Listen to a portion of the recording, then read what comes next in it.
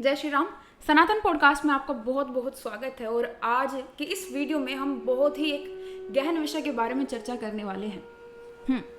ये समाज को कोरी मूर्खता लग सकती है कि हम ऐसे विषय के बारे में चिंतन कर रहे हैं या फिर डिस्कस कर रहे हैं, बात कर रहे हैं, लेकिन वास्तविकता में ये चीज़ होती है और रहेगी।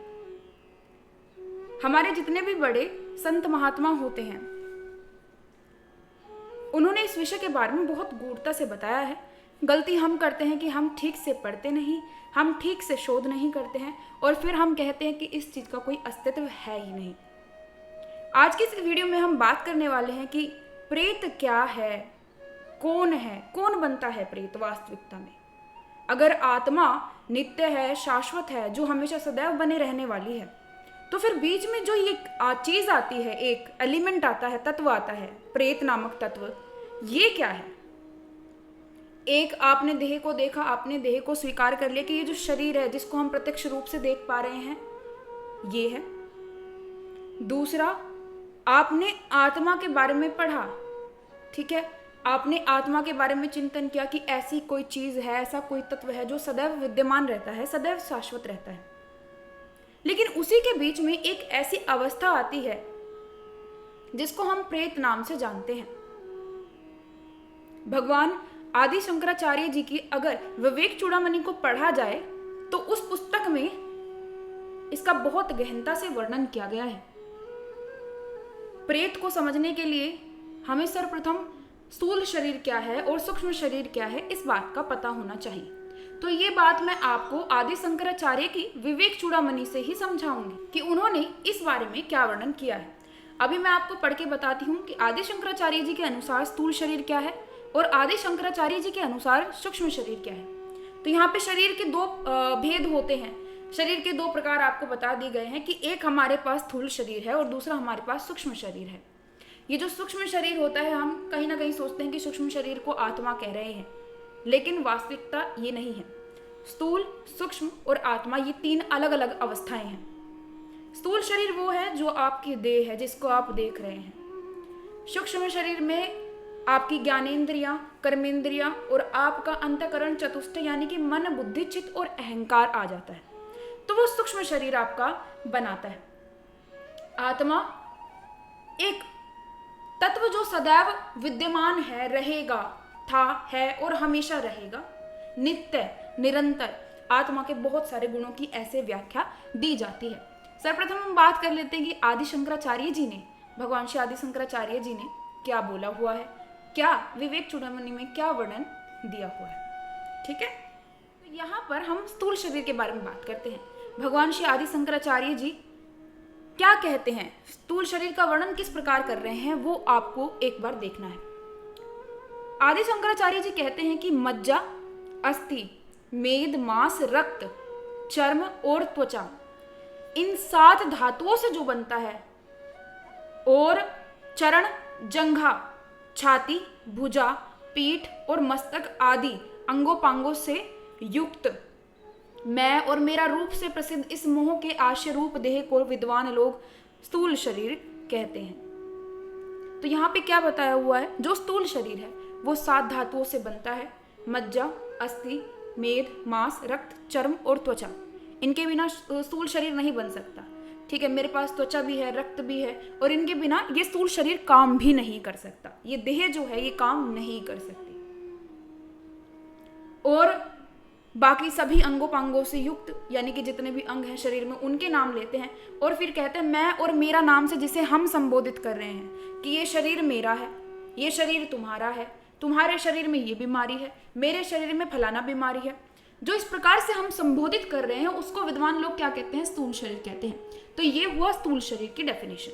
ठीक है, या आप कह लो ये हुआ स्थूल शरीर हमारा। अब आकाश, वायु, तेज, जल और पृथ्वी, ये सूक्ष्म भूत हैं। इनके अंश परस्पर मिलने से स्थूल होकर स्थूल शरीर के हेतु होते हैं। यानी कि ये जो हैं, जल, पृथ्वी, आकाश, तेज और वायु, ये क्या है, ये इस स्थूल शरीर के हेतु हैं। ठीक है, ये आदि शंकराचार्य जी ने बोला। इनकी तन्मात्राएं हैं कुछ, तन्मात्रा यानी कि शब्द, रूप, रस, गंध, स्पर्श, इनको हम तन्मात्राएं बोलते हैं। ठीक है, तो ये हमें बताया गया कि स्थूल शरीर क्या है। जो आपको प्रत्यक्ष दिख रहा है, आपके सामने खड़ा हुआ दिख रहा है, वही स्थूल शरीर है। ठीक है, अब आत्मा भी आपको पता है कि आत्मा क्या है। आत्मा नित्य निरंतर है, संसार में कुछ भी घटित होता रहेगा, आत्मा वैसे के वैसे ही रहेगी। आत्मा इन सब से परे है। ठीक है, आत्मा का वर्णन क्या है, नेति नेति कह के आत्मा का वर्णन करते आए हैं। आत्मबोध, उस तत्व का वर्णन नेति नेति करके कहते आए हैं हमारे विद्वान लोग। ठीक है, जितने भी विद्वान हुए हैं, संत महात्मा हुए हैं, क्योंकि वो अवर्णनीय है। जिसने अनुभव किया उसको पता है, जिसने अनुभव नहीं किया वो उसके बारे में वर्णन व्याख्या कैसे कर सकते हैं।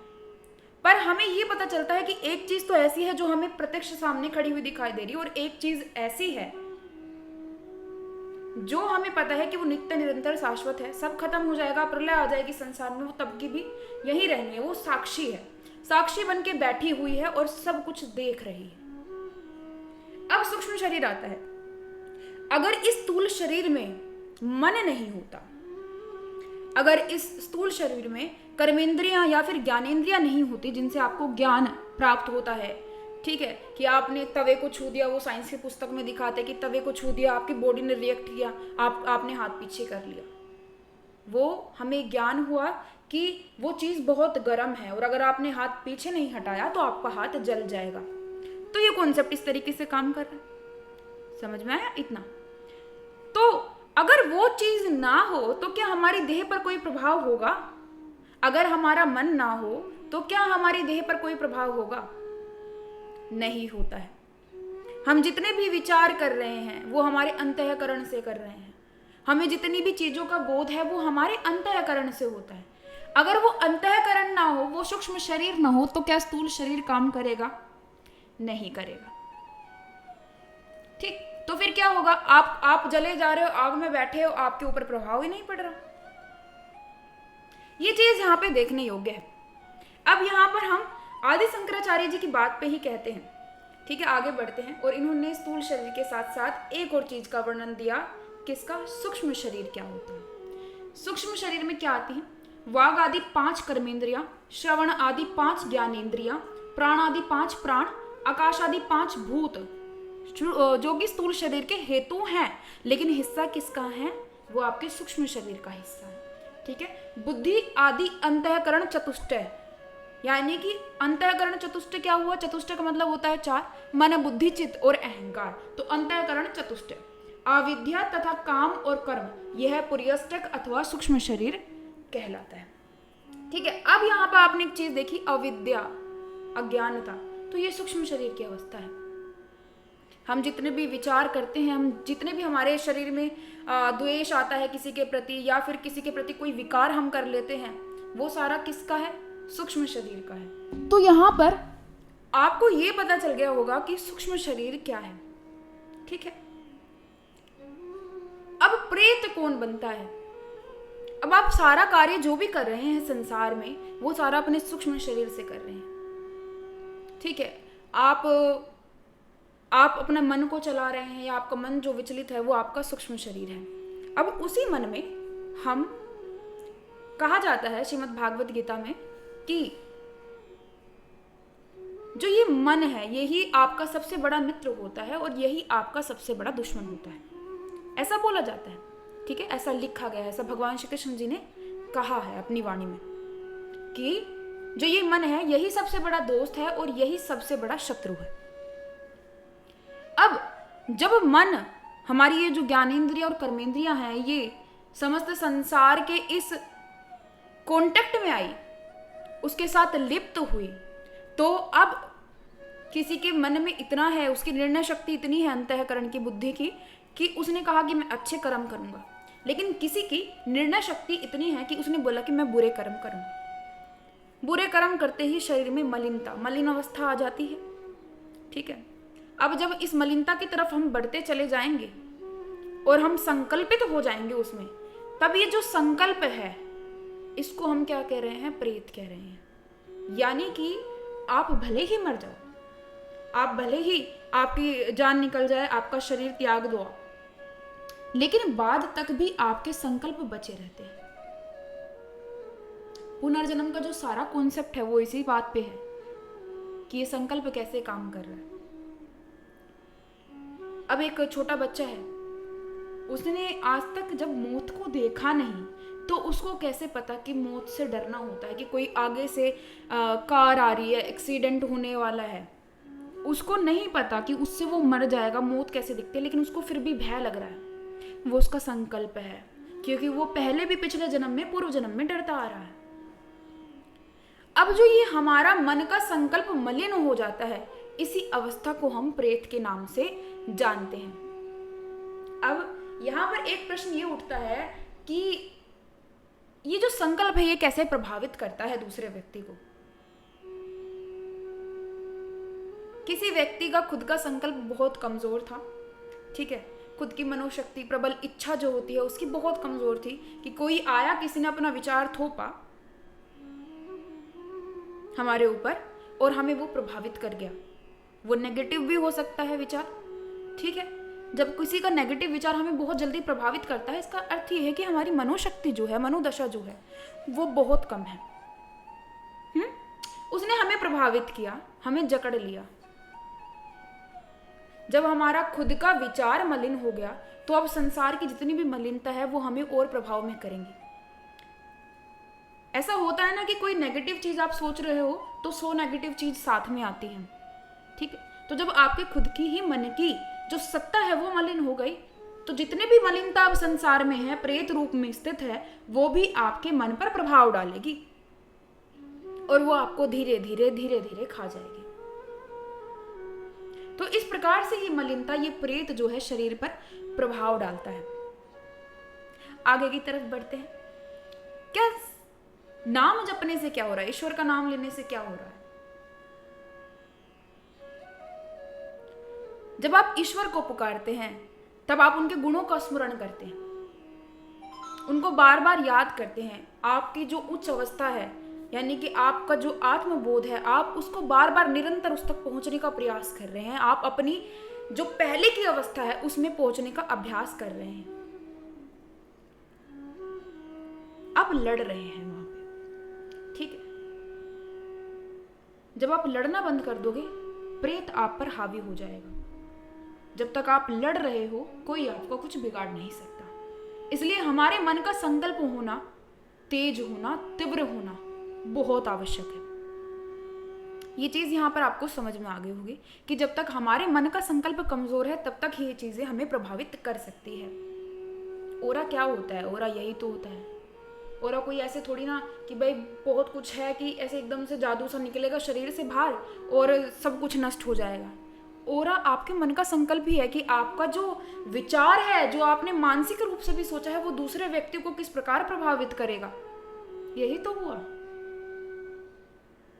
अब कोई व्यक्ति कितनी ही व्याख्या दे दे इस चीज के बारे में, लेकिन वो बदलने वाला थोड़ी ना है। सच्चाई तो यही है। तो इस प्रकार से ये जो मलिन संकल्प होते हैं, जो प्रेत होता है, वो आपके शरीर को प्रभावित करता है। सवाल उठता है कि क्या किसी तपस्वी, किसी ब्राह्मण, किसी संत मुनि, महात्मा, ईश्वर तुल्य व्यक्ति पर भी प्रेत लग सकता है, या किसी का मलिन विचार आ सकता है? बिल्कुल आ सकता है। क्यों नहीं आ सकता है तो वो भी एक मनुष्य ही ना। उनके पास भी सूक्ष्म शरीर है, उनके पास भी स्थूल शरीर है, लेकिन उनके मन का संकल्प इतना स्ट्रोंग है, इतना ताकतवर है कि उन पर किसी चीज का प्रभाव नहीं आ सकता। तो अगर आपको इस मलिनता से बचना है, तो आपको क्या करना पड़ेगा? अपने मन का संकल्प कठोर करना पड़ेगा। आपको दृढ़ निश्चय करके बैठना है कि हमारे पास एक ऐसी शक्ति है जिसके आगे कोई टिक ही नहीं सकता। आपकी आत्मा से ताकतवर इस संसार में कोई चीज नहीं। जिस दिन आत्मबोध होगा, जिस दिन ये पता चलेगा कि एक इंडिविजुअल की, एक व्यक्ति की कितनी क्षमता है, उस दिन ये हर प्रकार की मलिनता नष्ट होती चली जाएगी।